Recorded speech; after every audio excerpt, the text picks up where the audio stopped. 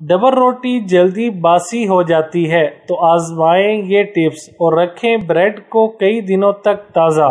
अक्सर देखा गया है कि हर घर में नाश्ते में डबल रोटी का इस्तेमाल मामूल के मुताबिक किया जाता है और स्कूल जाने वाले बच्चों को भी डबल रोटी के सैंडविच दिए जाते हैं और इसके लिए डबल रोटी ला कर रख दी जाती है ताकि आसानी रहे। लेकिन मसला तो तब होता है जब ये डबल रोटी 2 दिन में ही खराब हो जाती है और इसमें फफूंदी लग जाती है। इसकी एक वजह इसमें मुसलसल लगने वाली हवा भी होती है जो रबर बैंड खुलने या टूटने की वजह से डबल रोटी में लगती रहती है। आज हम आपको बताएंगे कि कैसे डबल रोटी को खराब होने से बचाया जा सकता है। जब भी डबल रोटी का पैकेट खोलें, इस पर रबर बैंड लगाने के बजाय इसके दोनों किनारों को कैंची की मदद से काट लें। फिर इसके काटे गए किनारों की मदद से इसको सख्त गिरा लगा दें ताकि हवा अंदर ना जाए। अब इसको फ्रिज में रख दें। इस तरीके से डबल रोटी खराब नहीं होगी और साथ ही ताज़ा भी रहेगी।